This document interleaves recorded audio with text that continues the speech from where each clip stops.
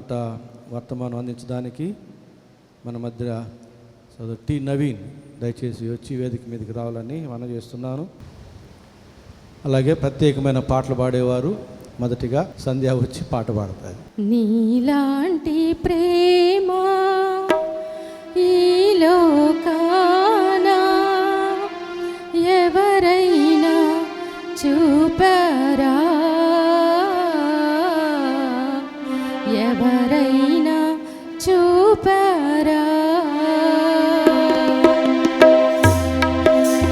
నీలాంటి ప్రేమ ఈ లోకాన ఎవరైనా చూపరా, ఎవరైనా చూపరా. నా పాప భారం ఆ సిలువ పైన ఎవరైనా మోసారా, ఎవరైనా మోసారా.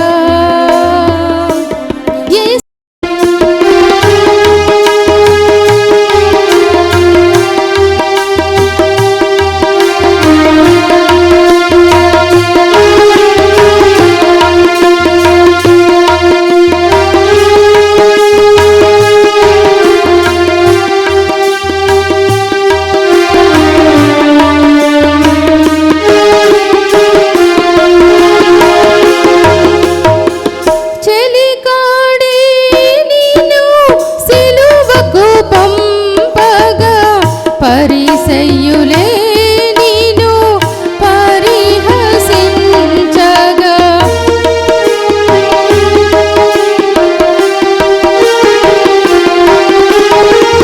చెలికాడి నీను సిలువకు పంపగా, పరిసయ్యులే నీను పరిహసించగా, నోరు తెరువని బదులు పలుకని ప్రేమ, నోరు తెరువని ప్రేమ, బదులు పలుకని ప్రేమ. యేసయ్యా యేసయ్యా యేసయ్యా ఓ యేసయ్యా. నీలా మహిమా నీకే ప్రభు, ఘనత నీకే ప్రభు, స్తుతి మహిమ ఘనతయు ప్రభావము నీకే ప్రభు. మహిమా నీకే ప్రభు, ఘనత నీకే ప్రభు, స్తుతి మహిమ ఘనతయు ప్రభావము నీకే ప్రభు,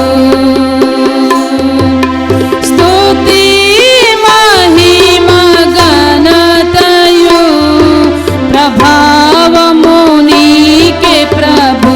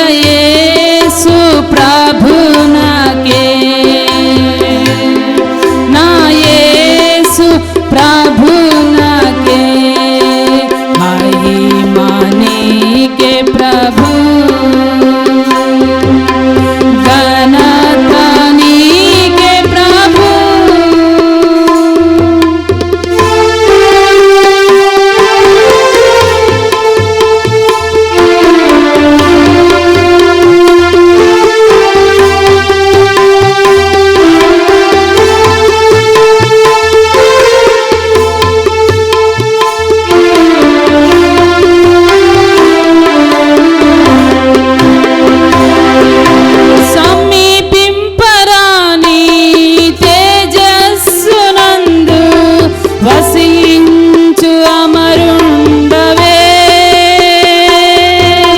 శ్రీమంతుడవే సర్వాధిపతివే నీ సర్వము నాకిచ్చితివే సమీపింపరాని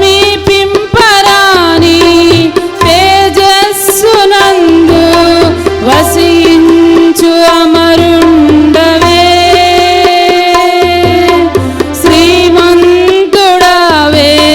సర్వాధిపతివే నీ సర్వము నాకిచ్చితివే ఆరాధన. సుభాష్ని వచ్చి ఒక పాట పాడతారు. తర్వాత మనం వర్తమానాల్లోకి వెళదాం. అంజూరపు చెట్టుకటి నాటెను ద్రాక్షవనమందు పోతారదే పిందేలేదే పచ్చని ఆకులతో నిండే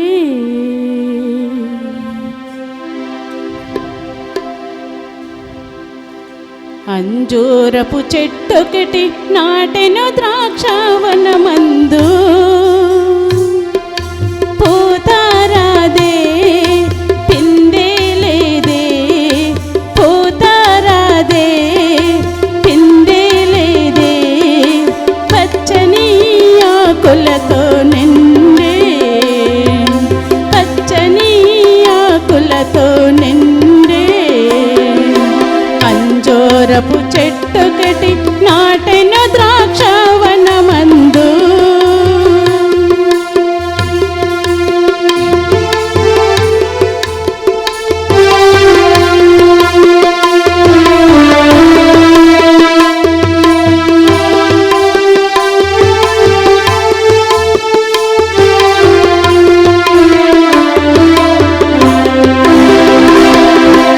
యజమానే దేవుడు యజమానే దేవుడు మూడేళ్ళు వెదకిన యజమానే దేవుడు మూడేళ్ళు వెదకిన కనబడరా దేవక ఫలమైన కనబడరా దేవక ఫలమైన ఈ భూమి మీద వెద్దమనే పలికెను ఈ భూమి మీద వెద్దమనే పలికెను నరికించమనేను ఆ చెట్టును నరికించమనేను ఆ చెట్టును అంజూరపు చెట్టొకటి నాటిన ద్రాక్షవనమందు. లేఖన భాగాలు చదువుకుందాం. యెషయా గ్రంథం 53వ అధ్యాయం మొదటి వచనం నుంచి చివరిదైన 12వ వచనం వరకు ఉన్న వాక్య భాగాన్ని పాస్టర్మ గారు చదువుతారు. ఈ శుభ శుక్రవారం ఆరాధన కొరకై ఏర్పాటు చేయబడిన వాక్య భాగము యెషయా గ్రంథం 53వ అధ్యాయము మొదటి వచనం నుండి చివరి వచనం వరకు చదువుకుందాం. మేము తెలియజేసిన సమాచారం ఎవడ నమ్మెను? యెహోవా బాహువు ఎవనికి బయలుపరచబడెను? లేత మొక్కవలెను ఎండిన భూమిలో మొలచిన మొక్కవలెను అతడు ఆయన ఎదుట పెరిగెను. అతనికి స్వరూపమైనను సొగసైనను లేదు. మనం అతని చూచి అపేక్షించినట్లుగా అతని యందు స్వరూపము లేదు. అతడు తృణీకరింపబడినవాడును ఆయను మనుషుల వలన విసర్జింపబడినవాడును వ్యసనాకాంతుడుగాను వ్యాధిని అనుభవించిన వాడుగాను మనుషులు చూడనొల్లని వాడుగాను ఉండెను. అతడు తృణీకరింపబడినవాడు గనుక మనం అతన్ని ఎన్నిక చేయకపోతిమి. నిశ్చయముగా అతడు మన రోగములను భరించెను, మన వ్యసనములను వహించెను. ఆయనను మొత్తబడిన వానిగాను దేవుని వలన బాధింపబడిన వానిగాను శ్రమనొందిన వానిగాను మనం అతనిని ఎంచితిమి. మన అతిక్రమ క్రియలను బట్టి అతడు గాయపరచబడెను, మన దోషములను బట్టి నలుగగొట్టబడెను. మన సమాధానార్థమైన శిక్ష అతని మీద పడెను. అతడు పొందిన దెబ్బల చేత మనకు స్వస్థత కలుగుతున్నది. మనమందరము గొర్రెల వలె త్రోవ తప్పిపోతిమి. మనలో ప్రతివాడును తనకిష్టమైన త్రోవకు తొలగెను.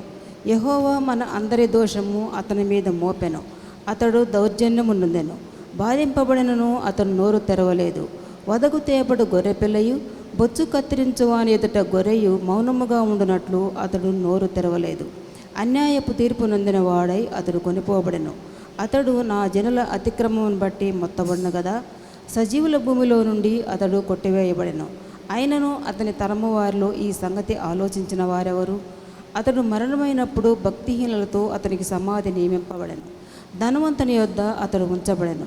నిశ్చయముగా అతడు అన్యాయమేమీ చేయలేదు. అతని నోట ఏ కపటమునూ లేదు. అతని నలుగొట్టుటకు యెహోవాకు ఇష్టమాయెను. ఆయన అతనికి వ్యాధి కలుగజేసెను. అతడు తను తానే అపరాధ పరిహారార్థ బలి చేయగా అతని సంతానము చూచును. అతడు దీర్ఘాయుష్మంతుడగును. యెహోవా ఉద్దేశము అతని వలన సఫలమగును. అతడు తనకు కలిగిన వేదనను చూచి తృప్తి నొందెను. నీతిమంతుడైన నా సేవకుడు జనుల దోషములు భరించి తనకున్న అనుభవ జ్ఞానం చేత అనేకులను నిర్దోషులుగా చేయను. కావున గొప్పవారితో నేను అతనికి పాలు పంచిపెట్టెదను. గనులతో కలిసి అతడు కొల్ల సొమ్ము విభాగించుకునను. ఏలయనగా మరణమునందునట్లు అతడు తన ప్రాణమును ధారపోసెను. అతిక్రమము చేయువారిలో ఎంచబడిన వాడాయను. అనేకుల పాపమును భరించుచు తిరుగుబాటు చేసిన వారిని గూర్చి విజ్ఞాపనము చేసెను.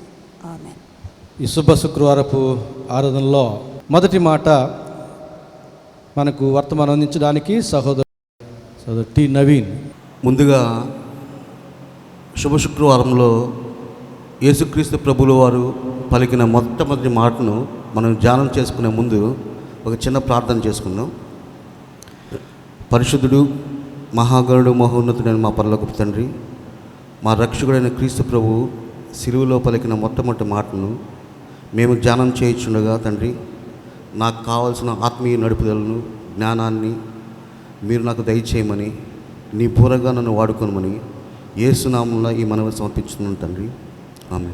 యేసు ప్రభుల వారు సిలువలో పలికిన మొట్టమొదటి మాటను మనం ధ్యానం చేసుకునే ముందు అసలు యేసు ప్రభుల వారిని ఎవరు సిలువ వేశారు అది తెలుసుకొని తర్వాత యేసు ప్రభుల వారు పలికిన మొట్టమొదటి మాటని ధ్యానం చేసుకుందాం. యేసు ప్రభుల వారిని సిలువ వేసింది ఎవరు? ఒకటి, ఆనాటి రోమా ప్రభుత్వమా? 2, యూదా మత పెద్దల? 3, మొదటి శతాబ్దపు యూదుల? లేదా నేటి క్రైస్తవంలో రక్షించబడి కూడా ఇంకనూ తొలగిపోయి తమ ఆత్మీయ జీవితంలో నుంచి తొలగిపోయి ఇంకనూ నేటికి ఆయన్ని సిలువ వేస్తున్న నేటి నామకార్థ క్రైస్తవుల? ఈ మాటలను ధ్యానం చేసుకుని మనం ముందుగా సాగిపోదాం. మొట్టమొదటిగా యేసు ప్రభుల వారిని సిలువకు అప్పగించింది రోమా ప్రభుత్వం గురించి ధ్యానం చేసుకున్నాం. యేసు ప్రభుల వారు భూమి మీద సంచరించిన ఆ దినాల్లో రోమా ప్రభుత్వం యూదయ ప్రజల్ని, యూదయ, సమరయ, గల్లయ, ఇంకా కప్పదొకయ, మిగతా ప్రాంతాలన్నింటినీ రోమన్ ఎంపైర్ రూల్ చేస్తూ ఉంది. ఆ పర్టికులర్ టైంలో యూదులు బాగా అణగదొరకబడుతుండేవాళ్ళు. ఆ టైంలో యూదా జాతిలో ఒక సమూహం ఉండేది. వాళ్ళు ఎవరంటే జలోత్స్. యేసు ప్రభు శిష్యుల్లో కూడా జలోతు అని చెప్పబడే సీమోను ఉంటాడు. మళ్ళీ సీమోను బర్రయోన అనగా పేతురు ఉంటాడు. ఈ జలోతు అనే సీమోను వీళ్ళేందంటే ఒక విప్లవకారులు అనమాట. ఎవరైతే యూదుల్ని అణిచివేస్తూ ఉంటారో రోమన్లు, వాళ్ళకి అగైనెస్ట్గా ఫైట్ చేసేవాళ్ళు. ఈ విధంగా రోమా ప్రభుత్వం యూదుల్ని చిత్రహింసలు పాలు చేస్తూ ఉంది. ఈ యూదులకి ఏంటంటే, మేము దేవుని ప్రజలం, తండ్రి అయిన దేవుని యొక్క స్వజనులం, మమ్మల్ని ఈ అన్యజనులైన రోమా ప్రభుత్వం రూల్ చేస్తూ ఉంటే మాకు అవమానం కాదని బాధపడుతూ ఉండేవాళ్ళు. అందుకే అపోస్తుల కార్యాలు 1వ అధ్యాయం 6వ వచనం నుంచి 7వ వచనంలో ఒక చక్కని మాట చెప్పబడి ఉంటుంది. యేసు ప్రభువుల వారు పునరుద్ధానం అయిపోయిన తర్వాత ఆ 40 రోజులు శిష్యులకు ప్రత్యక్షపరచబడుతున్న ఆ సందర్భంలో శిష్యులు యేసు ప్రభువుని అడుగుతారు, పునరుద్ధానుడైన యేసు ప్రభువుని అడుగుతారు, ప్రభువా, ఈ కాలంలో ఇజ్రాయేలుకి తిరిగి రాజ్యాన్ని అప్పగిస్తావా, తిరిగి రాజ్యాన్ని అనుగ్రహిస్తావా అని చెప్తే యేసు ప్రభువులు చెప్తారు, కాలములు సమయములను తండ్రి ఆధీనంలో ఉన్నాయి, వాటి గురించి ఆలోచించడం మీ పని కాదు, మీరు దేవుని వాక్యాన్ని వినండి అని చెప్పేసి. వాళ్ళకి ఏంటంటే యూదా రాజ్యం కావాలి. దేవుని యేసు ప్రభు దృష్టిలో ఏంటంటే సర్వసృష్టి ఈ ప్రపంచమంతా క్రీస్తు నామం ప్రకటించబడాలి. ఇంకా ఈ విషయానికి వస్తే రోమా ప్రభుత్వంలో అప్పటి అధికారి అయిన పిలాతు ఏం చెప్తాడంటే, యేసు ప్రభు పిలాతు ఎదురుగా ఉన్నప్పుడు నువ్వు యూదుల రాజు అని చెప్తే, అవును నేను యూదుల రాజునే అంటాడు. కానీ అక్కడున్న సమూహం అంతా చూసి, ఇదిగో నీ స్వజనులు, ఈ యూదా మత పెద్దలు, వీళ్ళు నిన్ను సిలువకు అప్పగించున్నారు కదా, నువ్వేం మాట్లాడలేదు అని చెప్తూ ఉంటే యేసు ప్రభు వాళ్ళు మౌనంగా చూస్తూ ఉంటారు.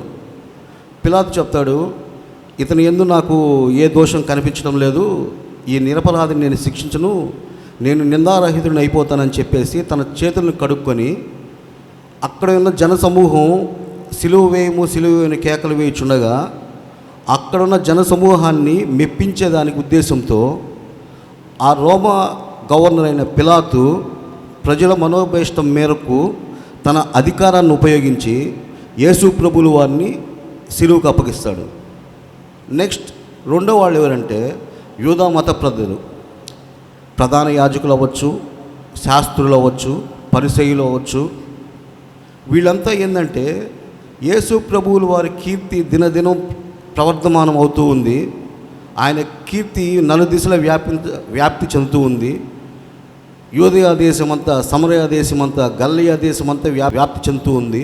అనేకులు ఆయన యొద్ద నుంచి స్వస్థత పొందుకుంటున్నారు. అనేకులు ఆయన యొద్ద నుంచి స్వస్థత పొందుకొని దేవుని నామాన్ని మహిమపరుస్తూ ఉన్నారు. ఆయన ఒక ప్రవక్తగా చెప్పబడుచున్నారు. ఇది ఆనాటి మత పెద్దలైన ఈ కయఫాకు కానీ అన్నాసికి కానీ నచ్చేది కాదు. ఎందుకంటే మేము ప్రధాన యాజకులు, ఆ ఘనత రావాల్సింది మాకు, ఈయన ఈ ఘనతను తీసుకుంటున్నాడని చెప్పేసి ఆయన మీద ఒక కుట్రపూరితమైన ఉద్దేశంతో ఎప్పుడు ఈయన్ని సిలువ వేద్దామా, ఎప్పుడు ఈయన సంహరిస్తామా అని చెప్పేసి ఆయన మీద ఆలోచన కలిగి ఉన్నారు. ప్లస్ వీళ్ళు ఏం చేస్తున్నారంటే, ఈ మత పెద్దలు యేసు ప్రభువుల వారి మీద హత్య మోపడానికి కారణం ఏంటంటే, హత్య నేరం చేయడానికి, యేసు ప్రభువుల వారిని చంపడానికి కారణం ఏంటంటే, ఆయన దేవాలయంలోకి వచ్చి బహిరంగంగా వీళ్ళు చేస్తున్న ఏదైతే అక్రమాలు, ఈ దొంగతనం చేయొచ్చు కానీ దేవాలయంలో దేవుని పేరట చెప్పి ఈ బలులు అర్పించడం, ఆ బలుల్లో నుంచి అక్రమంగా ధనాన్ని సంపాదించడం, వీటిలన్నింటినీ యేసు ప్రభువులు వారు చూసి, ఈయన గృహమైన దేవుని దేవాలయాన్ని మీరు దొంగల ఇల్లు చేస్తారని చెప్పేసి బహిరంగంగా బాహాటంగా ఈ యూదులైన ప్రధాన యాజకుల్ని బహిరంగంగానే ఆయన క్రిటిసైజ్ చేశారు. వీళ్ళు ఆ గ్రడ్జ్ అంతా పెట్టుకొని యేసుక్రీస్తుని చంపాలని ఆలోచన కలిగి ఉన్నారు. యేసు ప్రభువుల వారిని సిలువ వేశారు. ఇంకా మూడోది, మొదటి శతాబ్దంలో ఉన్న యూదులు. ఈ మొదటి శతాబ్దంలో ఉన్న యూదుల విషయానికి వస్తే వీళ్ళలో రెండు గుంపులను మనం చూస్తూ ఉంటాం.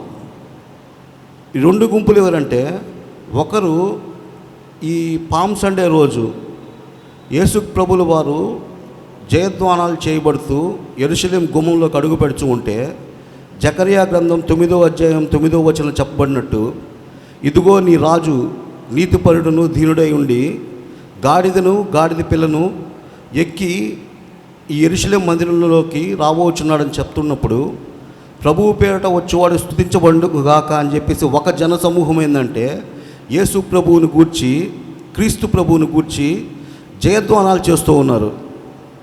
అక్కడ ఎవరెవరు జయధ్వానాలు చేస్తున్నారంటే, యేసు ప్రభువుని అనుసరించే ఈ డిసైపుల్స్ కానీ, ఆయన శిష్యులు కానీ, ఆయన యొద్ద స్వస్థ పొందుకున్న ఆ జన సమూహం కానీ, మళ్ళీ ఆ దేవాలయంలో యేసు ప్రభువులు వారు జయధ్వానాలు చేయబడుతూ వస్తూ ఉండగా ఈ శాస్త్రులు కానీ, ఈ పరిసయ్యులు కానీ, ఇదిగో ఈ చంటి పిల్లలు కూడా ప్రభు పేరట వచ్చేవాడు స్తుతింపబడుగాక అని చెప్తూ ఉన్నారు, నీవు వాళ్ళని అరికట్టవా అంటే, బాలుల యొక్క చంటి పిల్లల యొక్క నోట నీవు స్తోత్రము సిద్ధింపచేస్తే వాక్య భాగం నువ్వు చదవలేదా అని చెప్పేసి దేవుడు వాళ్ళకి పరిశీలకి చెప్తాడు. వాళ్ళు సైలెంట్ అయిపోతారు. దేవుణ్ణి, యేసు ప్రభువుని రాజుగా అంగీకరించిన సమూహం ఒకటి. రెండవది, ప్రధాన యాజకుల చేత లంచం పుచ్చుకొని యేసుక్రీస్తుని సిలువ వేయము అని చెప్పబడే గుంపు ఇంకొకటి. ఇది కాకుండా ఇంకా నాలుగో వాళ్ళు ఎవరంటే, నేటి క్రైస్తవతరం. క్రైస్తవులమని చెప్పబడుచు, క్రీస్తు రక్తంలో కడగబడ్డ వారమని చెప్పబడుచు, యేసుక్రీస్తు నామములో పరిశుద్ధాత్మను పొందుకున్న వారమని చెప్పబడుచు, ఆయన యుద్ధ నుంచి రక్షణ వస్త్రాలు ధరింప చేసుకున్న వారు మాట మాటకి తప్పిపోయి త్రొట్టిలబడుచు, ఆయన నామాన్ని ఎవరైతే అపహాస్యం చేస్తున్నారో, ఆయన నామాన్ని ఎవరైతే అవమానపరుస్తున్నారో ఈ నామకార్థ క్రైస్తవులు ఆయన్ని సిలువేశారు. ఈ నలుగురిలో నేటి క్రైస్తవ సమాజంలో మనం రోమన్ ఎంపైర్లో లేము, మనం మత పెద్దలం కాము, మనం మొదటి శతాబ్దపు యూదులం కాము. ఇంకా ఎవరు మనం? రక్షణ పొందిన వారైతే రక్షణ పాత్రను చేపట్టుకొని ఆయన గురించి నిరంతరం స్తోత్రం చేస్తూ, ఆయన నామాన్ని ధ్యానం చేస్తూ, ఆయన వాక్య భాగాలను చదువుతూ పరిశుద్ధాత్మ ఫలాలను పొందుకుంటూ ఉన్న సమూహం ఒకటైతే, నామకార్థ క్రైస్తవులుగా ఉన్నవారు నేటికి ఆయనను సిలువేయట్లేదా? ఈ నలుగురిలో ఒకరై ఇంకా ఎక్కువగా చెప్పాలంటే ఎవరు సిలువేశారు? నేనే కదా ప్రభువా, ఇంత దౌర్భాగ్యుడైన నేనే కదా నిన్ను సిలువేశాను అని మనం అందరం చెప్పబడే వారమే కదా. ఈ 4 గుంపుల్లో ఎవరో ఒకరు వాళ్ళైతే యేసు ప్రభువుని సిలువ వేశారు. మనం సిలువ వేశాం. మన అపరాధముల చేత, మన పాపముల చేత మనం చచ్చిన వారమై ఉండగా యేసు ప్రభువుల వారు తన స్వరక్తం ఇచ్చి విమోచన క్రయధనముగా తన రక్తాన్ని చెల్లించి మన పాప భారాన్ని ఆయన వహించి సహించి మన పాపాన్ని ఆ సిలువలో, కల్వరి సిలువలో ఆయన భరించి మనకు రక్షణ అనుగ్రహించాడు. కానీ నామకార్థ క్రైస్తవులు చేస్తూ ఉన్నారు, వస్తారు, ప్రార్థన చేస్తూ ఉంటారు, క్రైస్తవులను పేరు పెట్టుకునే వారు మాత్రమే. కానీ దేవుణ్ణి గురించి కానీ, పరిశుద్ధ గ్రంథంలో ఉన్న వాక్య భాగాలను గురించి కానీ సహేతుకంగా అర్థం చేసుకోకుండా నామకార్థ క్రైస్తవులు ఉన్న నేటి తరం క్రైస్తవ్యం యేసు ప్రభుల వారిని బాహాటంగా సిలువ వేస్తుంది. ఇంకా వాక్య భాగాల్లోకి నేను వెళ్ళే ముందు, యేసు ప్రభుల వారు ప్రధాన యాజకుడైన కయప యొద్ద నిల్చున్నప్పుడు ఆ సందర్భాన్ని గురించి మనం ధ్యానం చేసుకున్నాం. మత్తయి సువార్త 26వ అధ్యాయం 63వ వచనం. యేసు ప్రభుల వారు ప్రధాన యాజకుడైన కయప యొద్ద నిల్చుకుని ఉన్నారు. అప్పుడు ప్రధాన యాజకుడైన కయప యేసు క్రీస్తు ప్రభుల వారిని సంబోధిస్తూ చెప్పుచున్నమాట. అందుకు ప్రధాన యాజకుడు ఆయన్ను చూచి, నీవు దేవుని కుమారుడు అయిన క్రీస్తు అయితే ఆ మాట మాతో చెప్పుమని జీవం గల దేవుని తోడ నీకు ఆనబెట్టుచున్నాను నేను. అందుకు యేసు, నీవు అన్నట్టే. ఆ ప్రధాన యాజకుడైన కయఫ ఎవరిని అడుగుచున్నారు? యేసుక్రీస్తు ప్రభుల వారిని. కయఫ, నీకు తెలియదా నీ ముందు నిలుచున్నది ఎవరు? ఆకాశ విశాలమును సమస్త సృష్టిని సృష్టించిన యేసు ప్రభువుల వారు నీ ముందున్నారు. ఆయన సృష్టికర్త, ఆయన చేతి పనులైన ఆకాశాలు, భూమి ఆయన చేతి పనులు. ఆయన నీ ముందుంటే నీవు ఆయన్ని చూచి, నువ్వు దేవుని కుమారుడు అయిన క్రీస్తు అయితే మాతో చెప్పుమని జీవము గల దేవుని తోడ ప్రమాణం చేస్తున్నావు. నువ్వు ఎవరిని క్వశ్చన్ చేస్తున్నావు? సర్వోన్నతుడైన దేవుని కుమారుని క్వశ్చన్ చేస్తున్నావు. నీ ముందు ఆయన ఉన్నాడు, ఆయన ముందు నువ్వు పెట్టుకొని ఆయన పేరుని ఆనబెట్టుచున్నావు. మరి రోషం కలిగిన దేవుడు, నీ దేవుడైన యెహోవా రోషం కలిగిన దేవుడు, ఆయన నీకు ఇచ్చే సమాధానం ఎటువంటిదంటే ఒకసారి నువ్వు గ్రహించు. మత్తయి సువార్త 26వ అధ్యాయం 64వ వచనం. ఇది మొదలుకొని మనుష్య కుమారుడు సర్వశక్తిని కుడిపార్శ్వన కూర్చున్నటయు ఆకాశ మేఘారుడై వచ్చుటయు మీరు చూతులను చెప్పగా, యేసు ప్రభువుల వారు ఆ రోషం కలిగినటువంటి దేవుడు ఆ కయఫాకి ఇచ్చే సమాధానం చూడండి. ఇది మొదలుకొని మనుష్య కుమారుడు సర్వశక్తిని కుడిపార్శ్వన కూర్చుంటబటయు ఆకాశ మేఘారుడై వచ్చుటయు నీవు చూస్తావు. కయఫా, నువ్వు చూస్తావు. ఆకాశ మేఘారుడై మనుష్య కుమారుడు వస్తాడు, అది నువ్వు చూస్తావు. నీ ఫిజికల్ ఐబాల్తో నువ్వు చూస్తావు.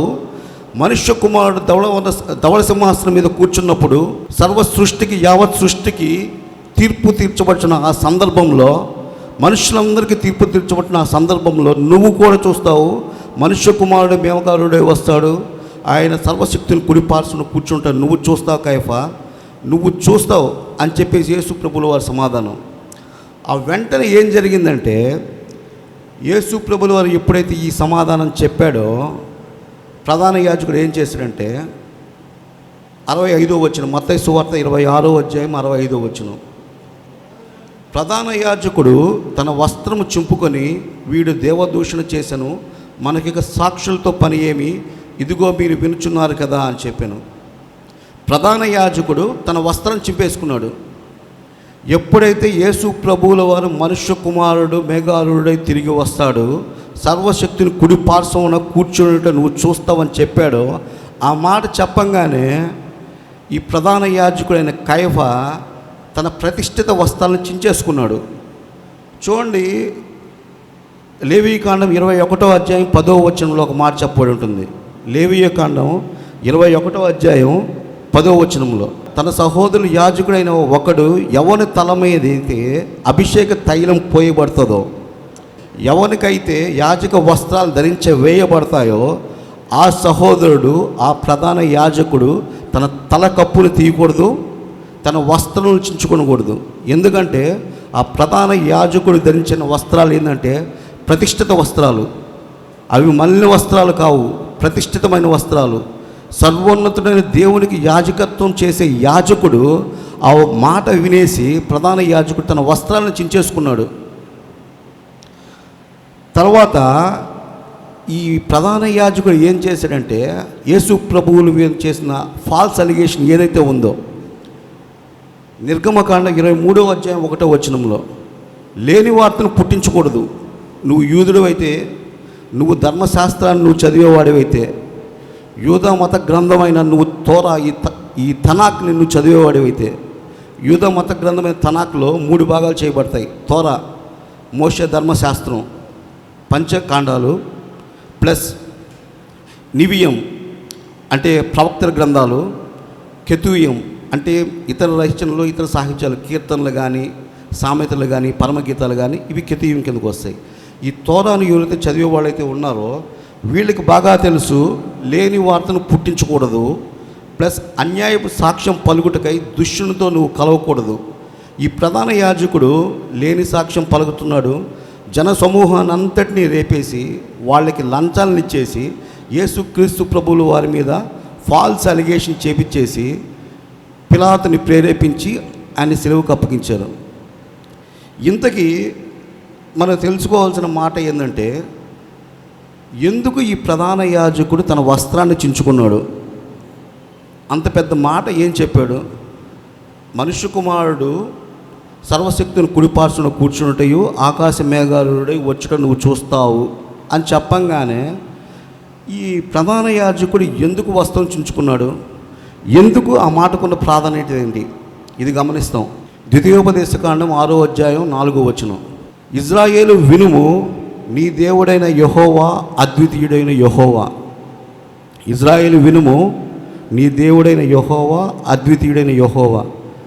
వీళ్ళకి యూదులైనా కానీ, ఇజ్రాయేల్ అయినా కానీ, వీళ్ళందరికీ ఈ మాట ఒక కంఠిత వాక్యం అనమాట. హీబ్రూలో ఏమైతే చెప్పబడుతుందంటే, షమా ఇజ్రాయేల్ అదునాయ్ ఎలిహీను అదునాయ్ ఎఖాద్. షమా ఇజ్రాయేల్, ఇజ్రాయేల్ వినుము, నీ దేవుడైన యెహోవా అద్వితీయుడైన యెహోవా. షమా ఇజ్రాయేల్ అదునాయ్ ఎలిహీను అదునాయ్ ఎఖాద్. ఈ ఎఖాద్ అనే మాటలో ఇక్కడ ఎఖాద్ అంటే ఒక్కడు, నీ దేవుడైన యెహోవా అద్వితీయుడు, ద్వితీయుడు కానివాడు. ఇద్దరు కాదు, ఆయన ఒక్కడే. కానీ హీబ్రూ పరిభాషలో ఎఖాద్ అంటే ఒక్కటి. ఈ ఒక్కటి అనే మాటలో బహుళత్వం దాగి ఉంది, ప్లూరల్. ఏ విధంగా అయితే చర్చిలో పాస్టరు స్త్రీ పురుషుని పెళ్లి చేసినప్పుడు మీరిద్దరూ ఏక శరీరంగా ఉంటారు, మీ ఇద్దరు ఒకటేగా ఉంటారు. భర్త కానీ భార్య కానీ మీ ఇద్దరు కలిసి ఏక శరీరంగా ఉంటారు. వ్యక్తులు ఇద్దరైనా కానీ అక్కడ వీళ్ళు ఏక శరీరం అంటే ఒక్కరే. ఈ విధంగా ఈ ఎఖాద్ అనే మాటలో బహుళత్వం దాగి ఉంది. ఈ ఎఖాద్ అనే మాటలో ఉన్న బహుళత్వాన్ని గురించి ఒక 2 విషయాలు ధ్యానం చేసేసుకొని అసలు ఎందుకు ప్రధాన యాజకుడు తన వస్త్రాన్ని చించుకున్నాడు ఆలోచన చేస్తాం. నిర్గమాకాండం 23వ అధ్యాయం 21వ వచనం, ఆయన సన్నిధిని జాగ్రత్తగా ఉండి ఆయన మాట మీరు వినవలను, ఆయనకు కోపము రేపవద్దు, మీ అతిక్రములను ఆయన పరిహరింపడు, నా నామము ఆయనకుంది.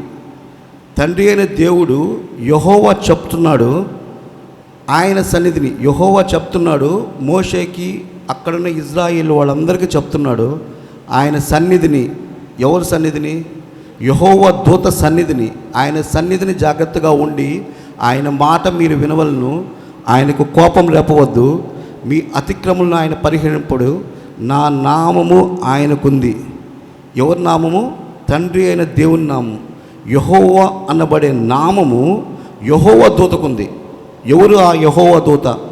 పురాతన కాలం నుండి శాశ్వత కాలం వరకు ఎవరైతే ప్రత్యక్షం కాబడుచున్నారో ఆయనే యెహోవా దూత.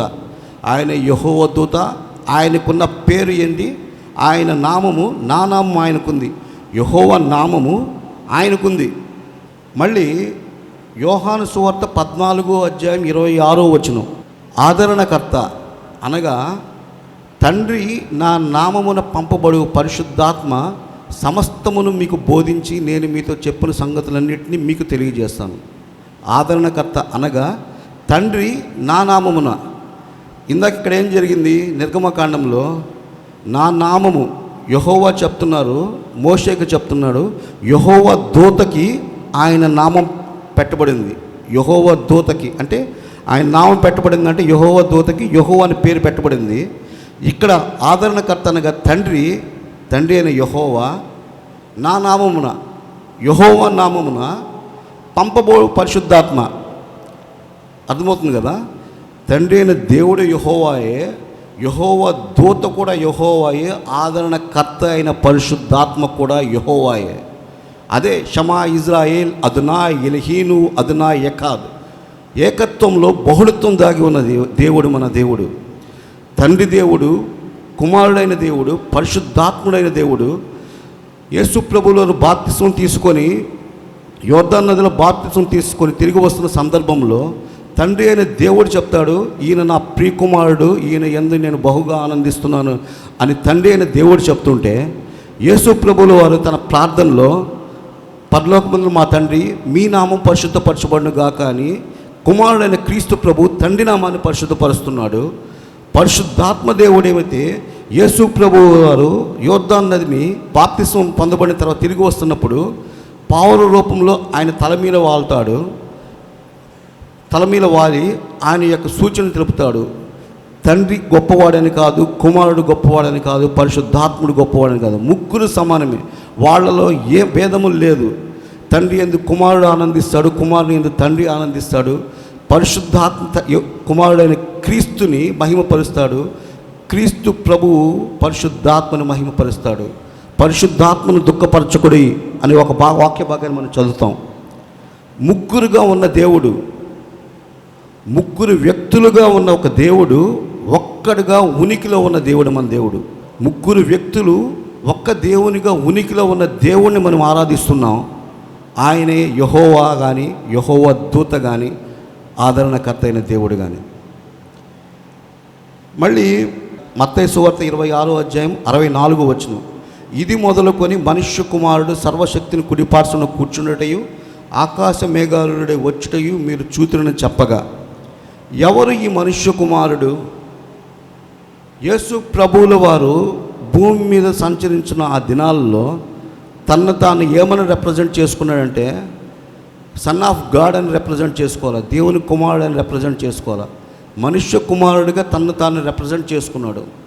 ఆయన మనుష్య కుమారుడు, దేవుని కుమారుడుగా ఆయన చెప్పుకోవాలి. ఎందుకంటే మనమందరం ఎందరైతే దేవుణ్ణి అంగీకరించున్నారో వాళ్ళందరూ దేవుని కుమారులే. కానీ ఈ మనుష్య కుమారుడికున్న క్వాలిటీస్ ఏంటి? ఎవరు ఈ మనుష్య కుమారుడు? ఈ మనుష్య కుమారుడు అని చెప్పబడిన మాట మనం పాత నిబంధనలో చూస్తాం. యెహెజ్కేలు గ్రంథంలో నరపుత్రుడా అని యెహెజ్కేలు గ్రంథం చెప్పబడుతుంది. సుమారు 90 సార్లు ఈ యెహెజ్కేలు గ్రంథంలో నరపుత్రుడా అని సంబోధించబడుతుంది.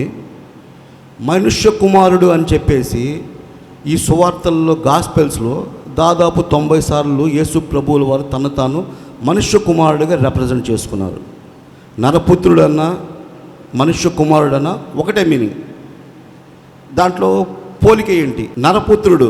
ఈ నరపుత్రుడు అనే మాట మనం హీబ్రూలో కానీ వెళ్ళామంటే నరుడు, మనుష్యుడు, బెన్ ఆదాం అంటారు. హీబ్రూలో నరపుత్రుడు అంటే హీబ్రూ లిటరేచర్లో కానీ హీబ్రూ ఈ తనాకులో కానీ బెన్ ఆదాం అని చెప్పబడి ఉంటుంది. కానీ ఈ మనుష్య కుమారుడు అనే మాటని ఎవరు ఉపయోగించారయ్యా అని కానీ మనం జాగ్రత్తగా పరిశీలన చేయగలిగితే ఈ మనుష్య కుమారుడు అని చెప్పబడిన మాటని దానియేలు గ్రంథకర్త చెప్తాడు. దానియేలు గ్రంథం 7:13 వచనంలో చెప్పబడుతుంది మనుష్య కుమారుడు. దానియేలు గ్రంథం 7:13 వచనం. రాత్రి కలిగిన దర్శనంలో నేను ఇంకనూ చూచుండగా ఆకాశ మేఘారూఢుడై మనుష్య కుమారుని పోలిన ఒకడు వచ్చి ఆ మహావృద్ధుడగు వాని సన్నిధిని ప్రవేశించి ఆయన సముఖమునకు తేబడను.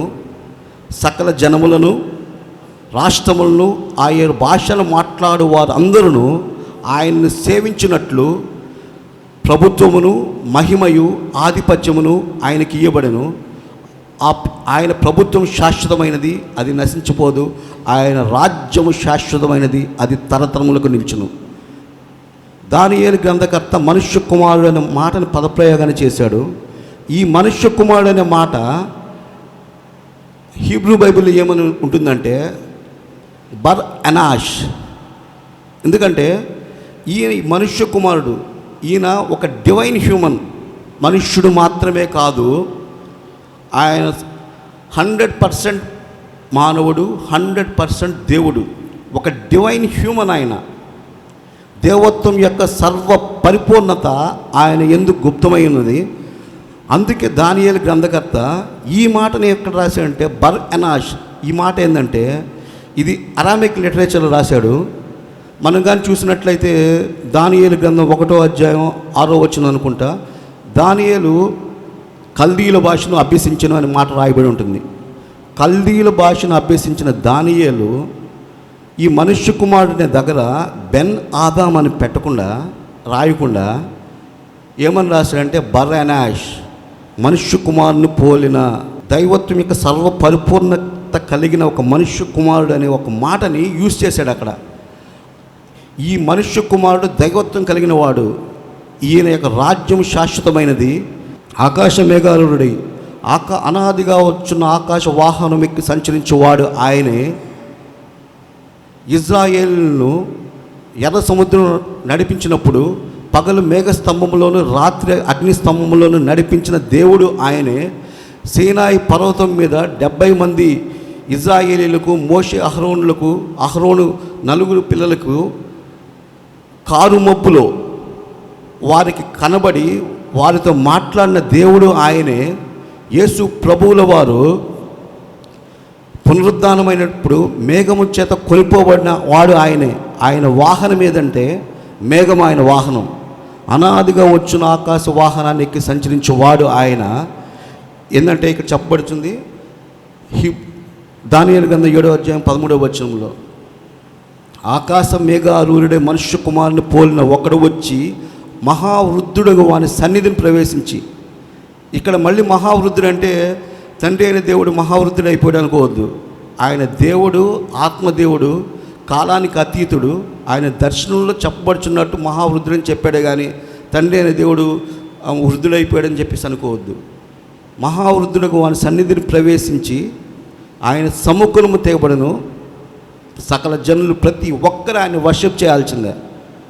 ఇంకను దానియేలు గ్రంథం 7:9 వచనం చూస్తే మొదటి వచనం, ఇంకను సింహాసనములు వేయబడుట చూచితిని, మహావృద్ధుడు కూర్చుండెను. ఆయన వస్త్రము హిమము వలె ధవళముగాను, ఆయన తల వెంట్రుకలు గొర్రెబొచ్చు వలె తెల్లగాను ఉండెను. ఇంకను సింహాసనములు, ఇక్కడ సింహాసనములు అంటే ఒకటి కాదు, బహుళత్వం, ఒకటి కంటే ఎక్కువ. ఎవరైతే మనుష్య కుమారుడు వచ్చాడో ఆయనకి రాజ్యాన్ని అప్పగించిన దేవుడు ఇంకొక సింహాసనం ఆయన పక్కన ఉంది. ఆ సింహాసనంలో వచ్చి ఆయన కూర్చుంటాడు. యేసు ప్రభువుల వారు ఈ ప్రధాన యాజకుడికి ఇచ్చిన సమాధానం చూడండి.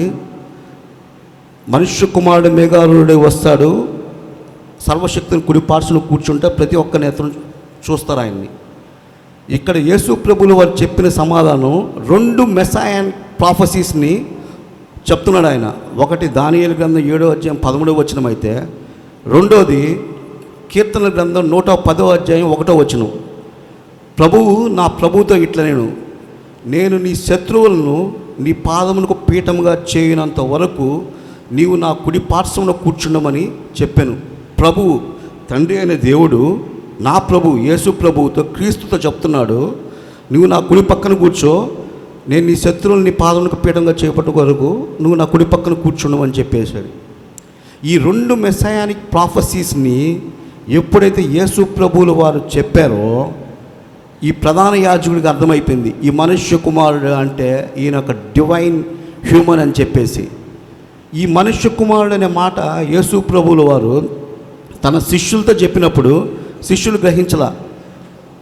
నక్కలకు బొరియలు ఉన్నాయి, ఆకాశ పక్షులకు గూళ్ళు ఉన్నాయి, కానీ మనుష్య కుమారుడు తలవాల్చుకోవడానికి స్థలమైన లేదు అని చెప్పినప్పుడు ఎవరు ఈ మనుష్య కుమారుడు శిష్యులు అడగల.